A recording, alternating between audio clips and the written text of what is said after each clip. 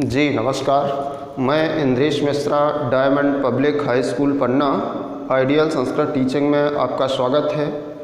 Class eighth बच्चों, आज हम अष्टमः पाठः यच्छ प्रश्नाः इसका हिंदी अनुवाद देखेंगे। आपको याद होगा 7वें पाठ का अभ्यास कार्य पूरा होने पर आपसे कहा गया था कि 2 दिनों के पश्चात हम 8वें पाठ का हिंदी अनुवाद देखेंगे।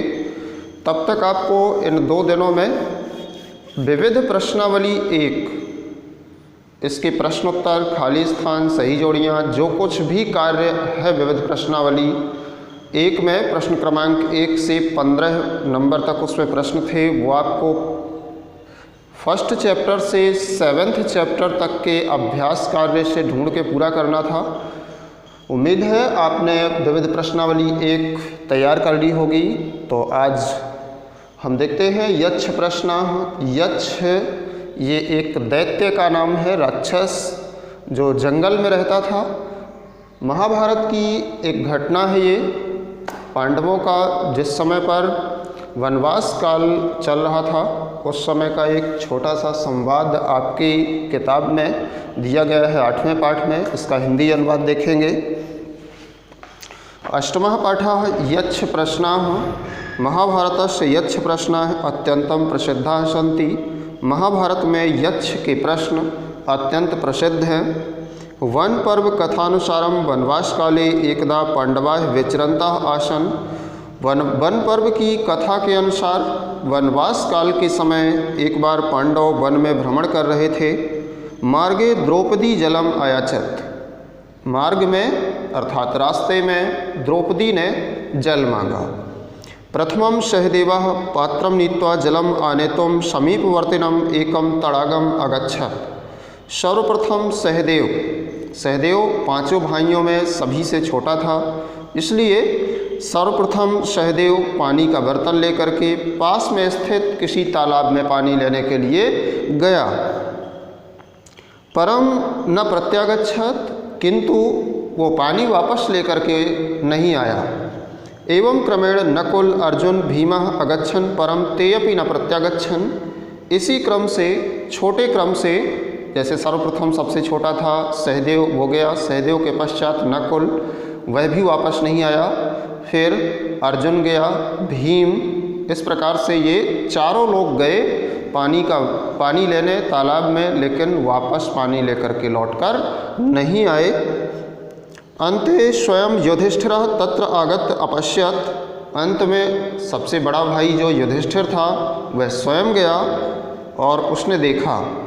यत् में 4 अनुजाः भूमौ निष्प्राणाः पतिता, कि मेरे चारों भाई भूमि में निर्जीव पड़े हुए हैं। उसने जाकर के देखा तालाब के किनारे चारों उसके छोटे भाई निर्जीव अवस्था में पड़े हुए थे। सह तत्कारणम ज्ञातुम ऐच्छत्। उसने इस घटना का कारण जानना चाहा, ऐसा कैसे हुआ। सहसा एकः विशालकाय यच्छः अगच्छत्। उसने सोचना आरंभ ही किया कि ऐसा क्यों हो सकता है। वैसे ही तुरंत अचानक एक विशालकाय यक्ष उत्पन्न हुआ, दैत्य आ गया वहाँ पे। तेन उक्तम यत्, उसने कहा, तेन उक्तम यत् अर्थात उसने कहा कि मम प्रश्नोत्तरम विना यदि तुम जलम ग्रहणासि तर्हि तुम अपि एवं एव निष्परणतां प्रापस्यसि। यदि तुम मेरे प्रश्नों के उत्तर दिए बिना जल ग्रहण करोगे तो तुम भी इसी तरह निर्जीव अवस्था को प्राप्त करोगे। अनंतरम यच्छा प्रश्नान अकरोत्। इसके पश्चात यक्ष ने प्रश्न किए। युधिष्ठिरस्य उत्तरैः संतुष्टा अनुजेभ्यः जीवनदानेन सह जलम अपि आददात्। युधिष्ठिर के उत्तरों से संतुष्ट होकर के उसने उसके छोटे भाइयों को जीवन दान दिया और साथ में जल भी प्रदान किया। यह कहानी का छोटा सारांश है। अब चलते हैं वार्तालाप जो यक्ष और युधिष्ठिर के मध्य हुआ, संक्षिप्त वार्तालाप है, देखेंगे इसे। यक्ष उवाच। सर्वप्रथम यक्ष ने कहा, कैन स्वित क्षोत्रियो भवति कैन स्वित द्विते महत। केन द्वितीयान भवति राजन केन च बुद्धिमान। यक्ष ने प्रश्न किए, हे राजन, किससे क्षत्रिय होते हैं, कैसे वो महान लाभ को प्राप्त करते हैं, कैसे अद्वितीयवान होते हैं। 3 प्रश्न किए यक्ष ने, हे राजन, क्षत्रिय क्या होता है, कैसे वो महान लाभ को प्राप्त करते हैं, कैसे अद्वितीयवान होते हैं। युधिष्ठिरोवाच, युधिष्ठिर ने उसके प्रश्नों के उत्तर दिए, श्रुतेन क्षत्रियो भवति तपसा विंदते महत् धृत्या द्वितीयवान भवति बुद्धिमान वृद्ध सेव्या। उत्तर देखिए युधिष्ठिर के, श्रुतेन क्षत्रियो भवति, श्रुत से क्षत्रिय होते हैं, श्रुत से क्षत्रिय होते हैं, क्षत्रिय अर्थात क्षत्रिय, तपसा विंदते महत्, तपस्या से वो महान लाभ को प्राप्त करते हैं, धृत्या द्वितीयवान भवति, और यज्ञ इत्यादि करने से अद्वितीय हो जाते हैं, और बुद्धिमान वृद्ध सेव्या, वृद्धों की सेवा करने से वो बुद्धिमान होते हैं। इस प्रकार युधिष्ठिर ने यक्ष के प्रश्नों के उत्तर दिए। आगे यक्ष ने प्रश्न किया, किंस्विद गुरुतरम भूमे किंस्विद उच्चतरम च खात किंस्विद शीघ्रतरम वायु किंस्विद बहुतरम तृणात्। अर्थात किंस्विद गुरुतरम भूमे, भूमि से बढ़कर के कौन है, किंस्विद उच्चतरम च खात, आकाश से ऊंचा कौन है, किंस्विद शीघ्रतरम वायु, वायु से भी तीव्र गति किसकी है, किंस्विद बहुतरम तृणात्, और तिनके से ज़्यादा कष्ट देने वाला क्या है। युधिष्ठिरोवाच, युधिष्ठिर ने उत्तर दिया, माता गुरुतरा भूमे खात पेत उच्चतर स्थिता मनः शीघ्रतरम वाता चिंता बहुतरी तृणात्। अर्थात माँ भूमि से बढ़कर है, पिता आकाश से ऊंचे हैं, मन की गति वायु से भी तीव्र है, और चिंता तिनके से अधिक कष्ट देने वाली है। इसके पश्चात यक्ष ने आगे और प्रश्न किए, किंस्विद प्रवस्तो मित्रम किंस्विद मित्रम गृहीशतः आतुरस्य च किम मित्रम किंस्विद मित्रम मरिष्यतः। यक्ष ने अगला प्रश्न किया कि विदेश में अर्थात अपरिचित स्थान पे रहने पर मित्र कौन है, घर में रहने वाले का मित्र कौन है, बीमार का मित्र कौन है, मरने वाले का मित्र कौन होता है।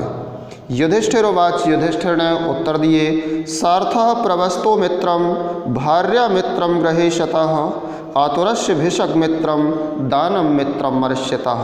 अर्थात अपरिचित या विदेश में रहने पर जो धन है वो मित्र है, घर में रहने वाले का मित्र पत्नी है, बीमार का मित्र वैद्य है, और मरने वाले का मित्र दान होता है। युधिष्ठिरस्य उत्तरेण संतुष्टा यच्छः अवदत्। युधिष्ठिर के उत्तरों से प्रसन्न होकर के यक्ष ने कहा, यक्ष उवाच, भो राजन त्वं तु भ्रातृस्वयं एकम इच्छसि सह जीवेत। हे राजन, तुम भाइयों में जिस किसी एक को चाहते हो वह जीवित हो जाएगा। हे राजन, इन चारों भाइयों में से जिस किसी एक को तुम कहो मैं उसे जीवित कर देता हूँ। जो तुम्हें इन चारों में सर्वाधिक प्रिय हो, सबसे प्यारा हो एक भाई, आप उसे कहें, मैं उस भाई को आपके जीवित कर दूंगा। युधिष्ठिरोवाच, नकुलो जीवेत इति मम इच्छा अस्ति। नकुल जीवित हो यह मेरी इच्छा है। युधिष्ठिर ने कहा, यदि आप किसी एक को जीवित करना चाहते हैं तो नकुल जीवित हो जाए, यह मेरी इच्छा है। यक्ष उवाच, प्रियस्ते भीमसेनो अयम अर्जुनो वह परायणम तत्कस्मान कुलम राजन सपत्नम जीवम इच्छसि। यक्ष ने कहा, हे राजन, भीमसेन और अर्जुन तुम्हारे अनन्य हैं। भीमसेन और अर्जुन तुम्हारे अनन्य हैं, अर्थात तुम्हारे अपने सगे भाई हैं, तुम्हारी माँ की संतान है ये दोनों।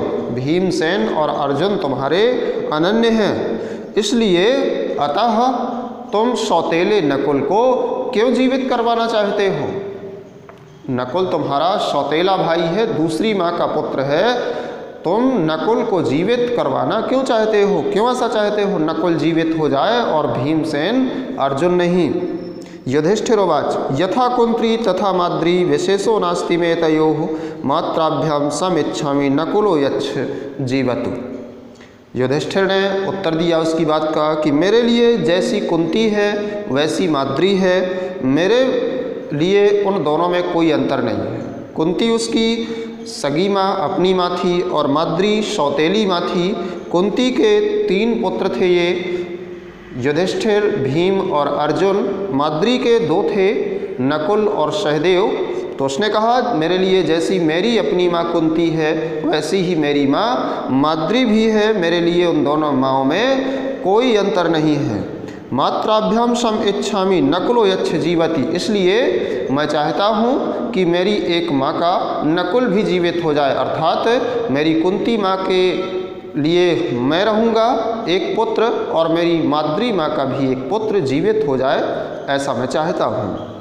युधिष्ठिरस्य निष्पक्षतया धर्मनिष्ठया च प्रसन्नः यच्छः सर्वेभ्यः जीवनं दानं दत्तवान्। युधिष्ठिर की निष्पक्षता और धर्मनिष्ठा से प्रसन्न होकर के यक्ष ने सभी को जीवन दान दे दिया। युधिष्ठिर की इस निष्पक्षता पर यक्ष बहुत प्रसन्न हुआ कि इसकी जो धर्मनिष्ठा है वो कितनी अनुकूल है। इस बात से यक्ष प्रसन्न हुआ और उसने चारों भाइयों को उसके जीवित कर दिया। इस तरह से ये यक्ष के प्रश्न और युधिष्ठिर के उत्तरों का छोटा सा वार्तालाप था। अगले दिन आपको इस पाठ का अभ्यास कार्य करवाया जाएगा। आज के लिए इतना ही, कल मिलते हैं। धन्यवाद।